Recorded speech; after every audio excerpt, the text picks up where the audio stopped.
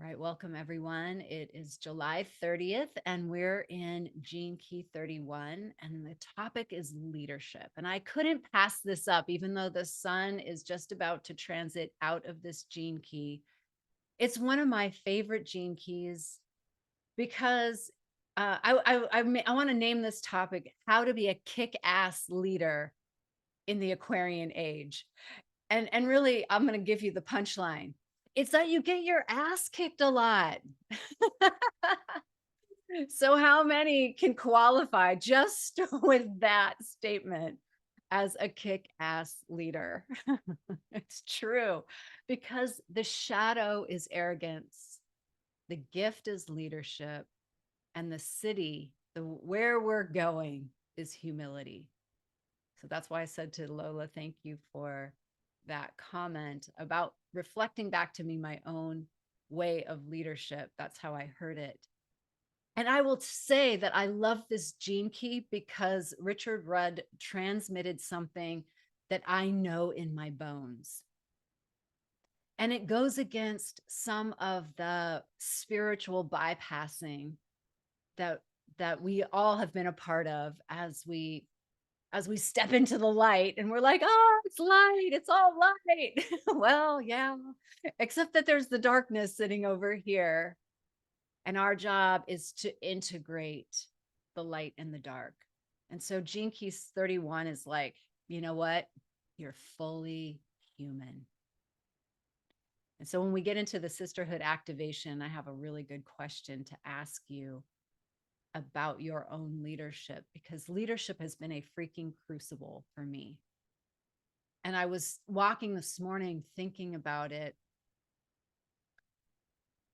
because it has caused me to put myself out there in a way that so much of me does not want to be out there.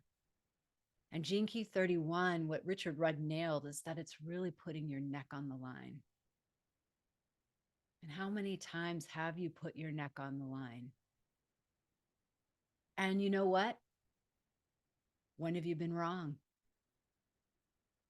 In your view, right? Or in someone else's view, because we understand wrong is relative, but when have you been wrong? When have you, quote, failed? When has it not come out the way you thought it was going to come out? That's all part of the crucible of leadership.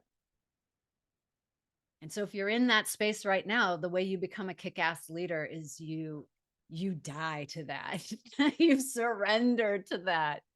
And that's the highest city. The city is humility, and it's a fully human city. It's the embodiment of really like the Christ energy or the Buddha energy, any energy where it is a high spiritual frequency living on earth, being a human.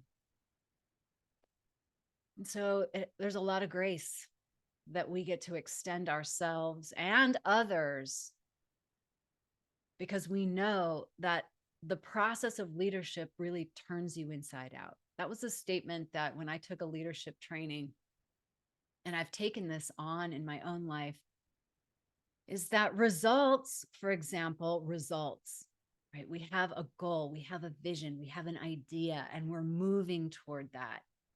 And then we start to get feedback, which are the results. And that result can either take you out of the game or it can puff you up. Or something else. You know, it's not just either and or. And I want to speak to how results can be used in a way that allow you to turn yourself inside out and not be taken out of the game. There are so many examples I can give you. And I'm going to share a couple stories because that's part of my gene keys, and that's part of what I'm here to do, is like help share with you my own experiences of turning myself inside out so that you can hear yourself in them. So I've been leading circles, women's circles, really since 2000. So 23 years of leading women's circles in some way or another. They weren't even called circles. Like, we didn't call them that. We just did the thing. We actually called it a goddess group. Um, and that was just the beginning of the word goddess coming on the scene. So I'm that's been part of, your dharma unfolds in life. Your dharma unfolds in real time. And I was imagining that your dharma is like a fragrance that gets stronger and stronger as you live it. But it's not always immediately apparent. I was doing goddess groups and because I was desiring a sisterhood. And I didn't know how to be in sisterhood. 23 years ago, I did not know how to be in sisterhood. I was seriously mother wounded, feminine wounded. I was really in my masculine. I was practicing law. But one of the saving graces of my life has been my sister community. In fact, I'm staying in the home right now of one of my sisters that I knew from back then. And no matter what, no matter who I showed up as 23 years ago and who they showed up as 23 years ago, we have grown together. We've turned ourselves inside out together. We've done the work of meeting those disowned parts, those shadow parts inside of ourselves. And so one of the circles that gathered, it was a different kind of a circle. It was the beginning of what I would call the virtual circles. And we did it through teleconferencing. We got on the phone together. And inside that circle, it was an inviting circle. People invited other people into it. And one woman, so we were a really tight-knit circle. And one woman invited someone who she really loved and respected. And we approved her coming in, and she came in, and she began to coach and give feedback to others at a level that started to feel like bullying. Have you ever been the product of a spiritual bully? It starts off kind of, you're kind of like holding space. Okay. Yeah. I mean, I'm not sure I really liked that, but okay. Giving some benefit of the doubt, holding some space for them. And then it just started to get stronger and stronger. And I remember having a conversation with her. So I was the leader, the leader of this group. And we had already been through several crucibles in my leadership with this group. Those are different stories, but this is the story that's coming to me. And I had a conversation with this woman, and I shared with her that really, we're not here to give feedback to each other. We're here to really witness and hold space for each other. That was probably, maybe that was even 10 years ago. And she said, well, I said, so what is your purpose in being here? She's like, oh, my purpose is to help other people. I don't need anything. I'm here to help other people. Right? Yeah, right. And it was just impossible to break through that shell of someone who, like Gene Key 31, had the arrogance to think that they had a message for someone else that didn't apply to themselves. So it became apparent that I had to remove this person from the group. And that has been the only time ever that I've had to do that. But it was a crucible for me, because the Kenlin that existed 10 years ago was a person who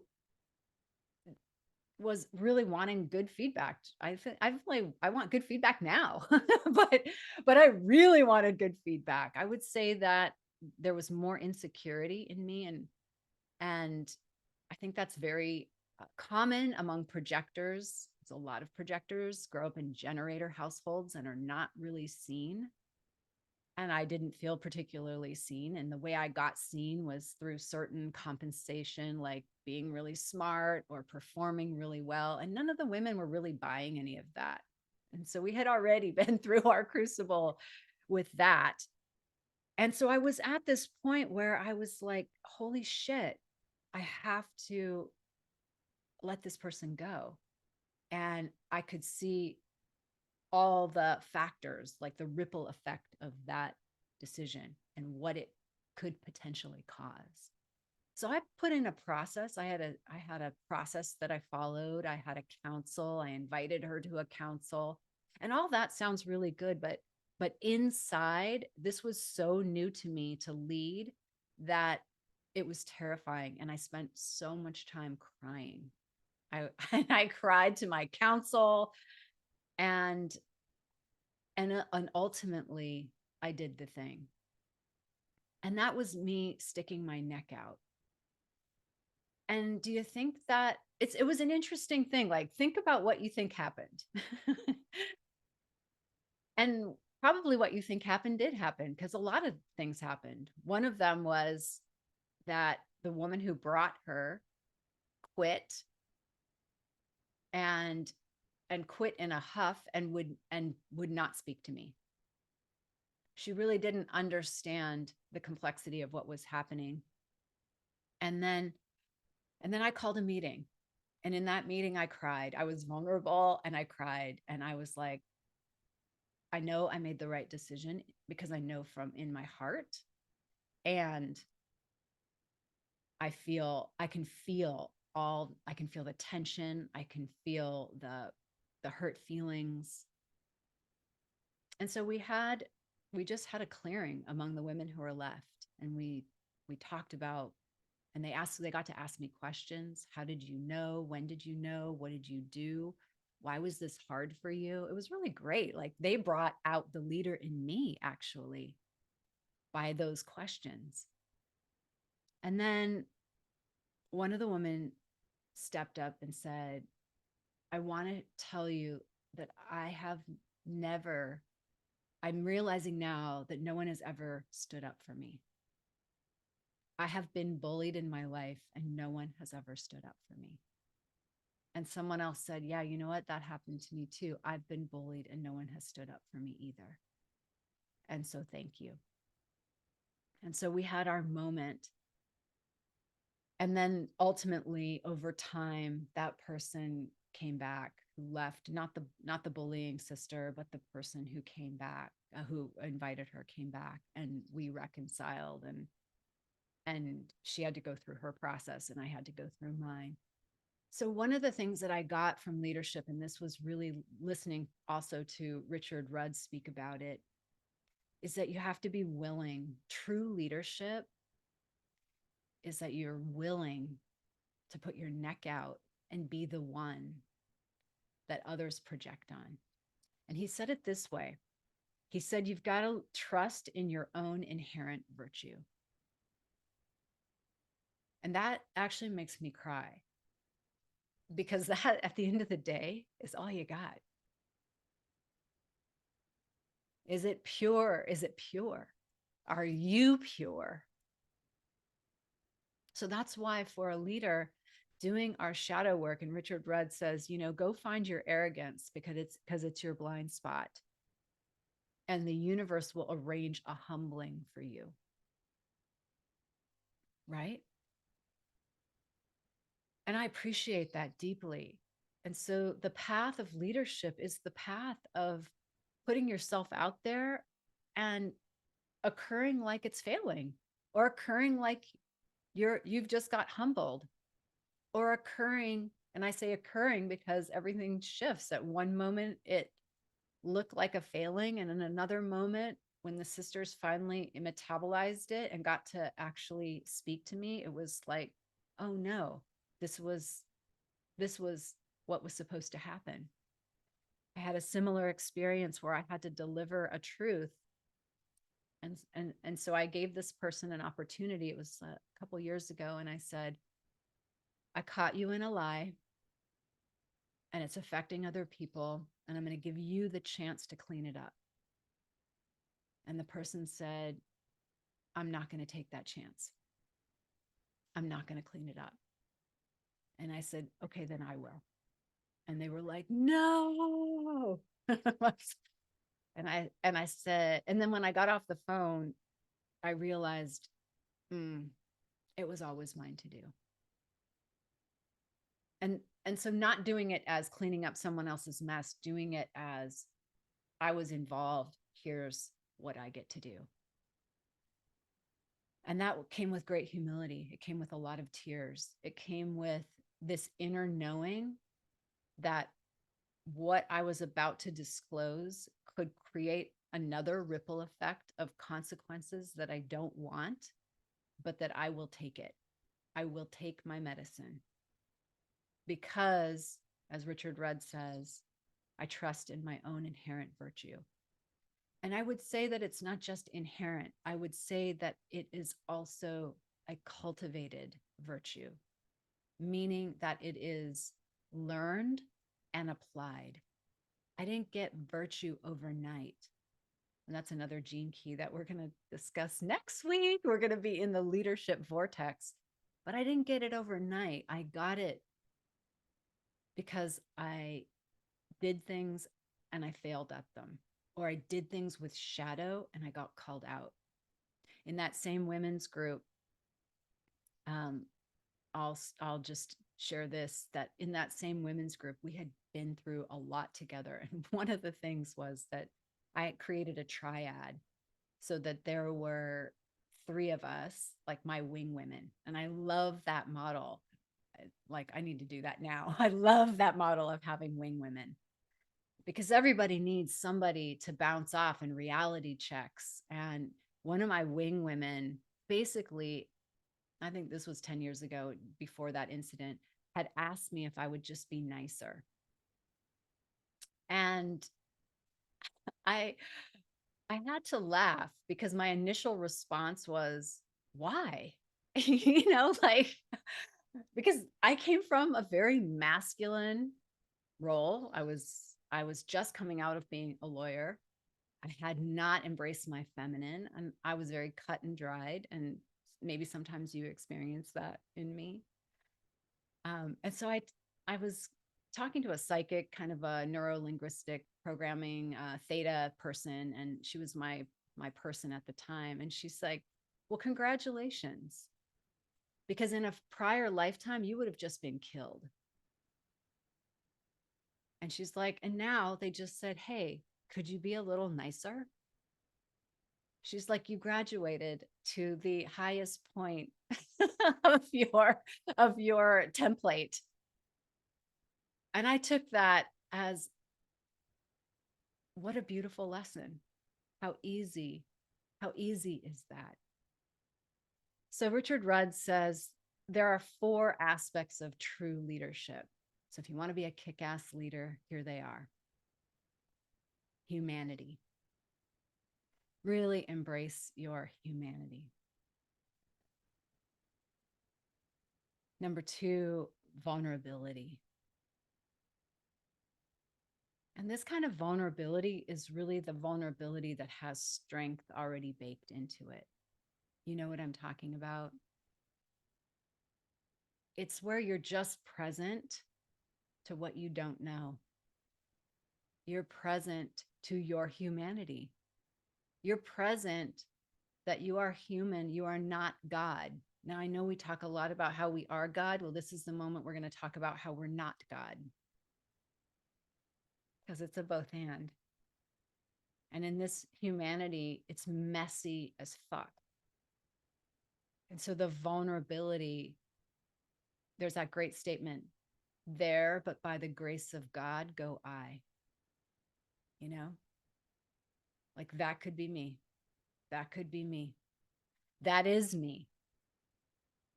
The deep humility of seeing yourself in others. Patience is the third one. I love that he said that because that's not my strong suit. And patience, I created at the beginning of the year that I'm playing the long game. For any pursuit, you got to play the long game. So in that instance, when I had to let that woman go, I had to play the long game. I had to trust myself that it was mine to do. I had to trust the sisters that they would see my heart. I had to trust really that in that role of leadership, that I was actually appointed for that I was actually speaking for the collective. That was new to me. And so I had to be patient to let people process and come to their own understanding of what happened and how they feel. And then the last thing that Richard Rudd says about true leadership is that you have to have courage. You have to stay centered in your heart, even when you are projected upon.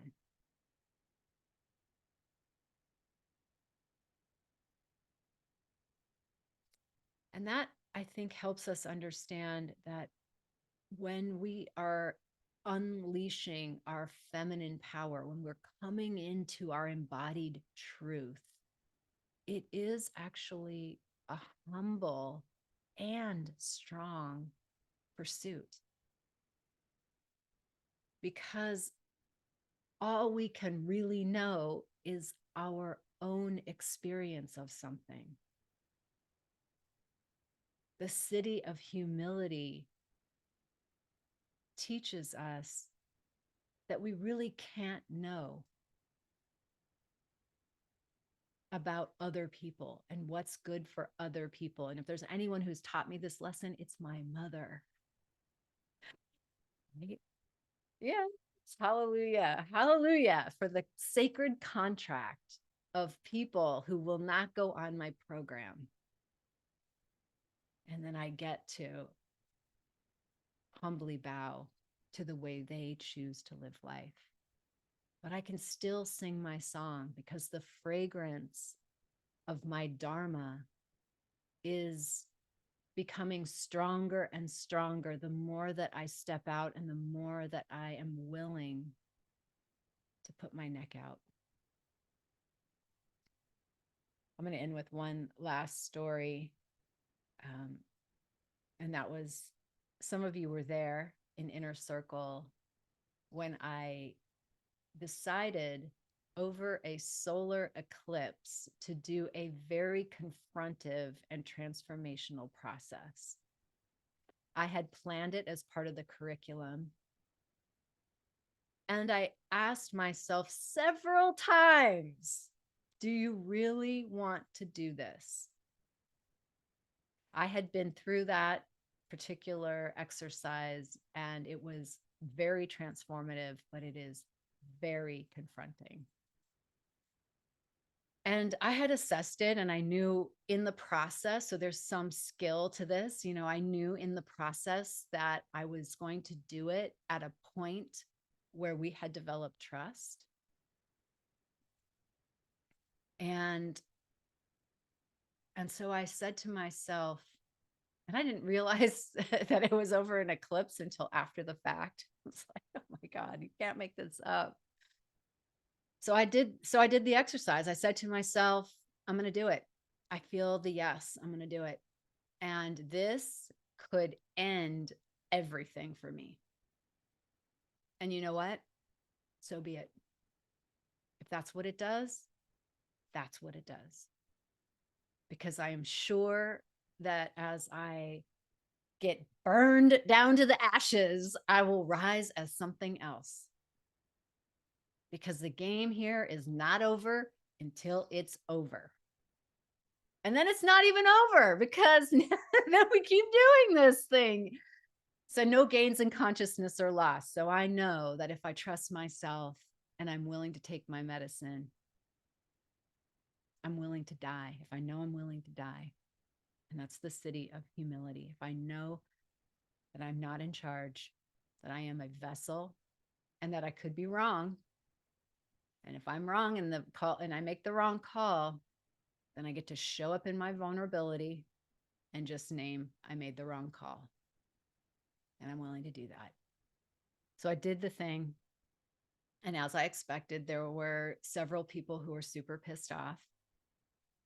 And this was just the immediate response. And then there were several people who got it.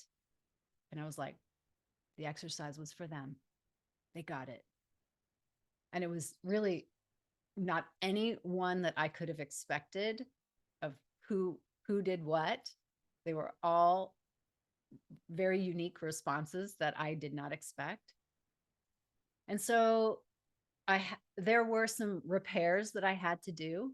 So I went inside and called Alive and talked about my process and really heard and witnessed the people. And then giving it time, holding space for that patience.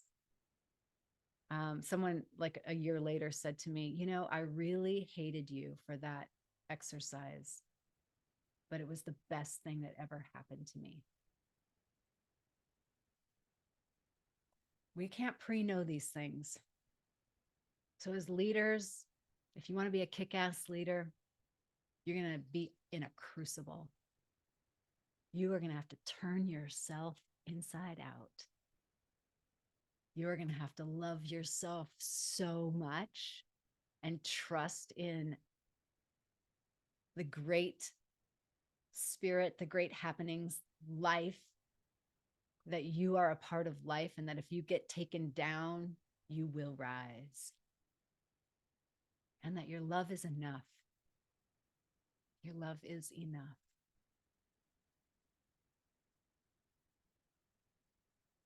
Let's take a deep breath together. Inhale and exhale. And as I end this transmission, I just want to rub our hands together, gathering all of this juicy, positive, raw, authentic energy. You can feel that Shakti. And then let's beam it out. May all beings benefit from the merits of our efforts. Namaste.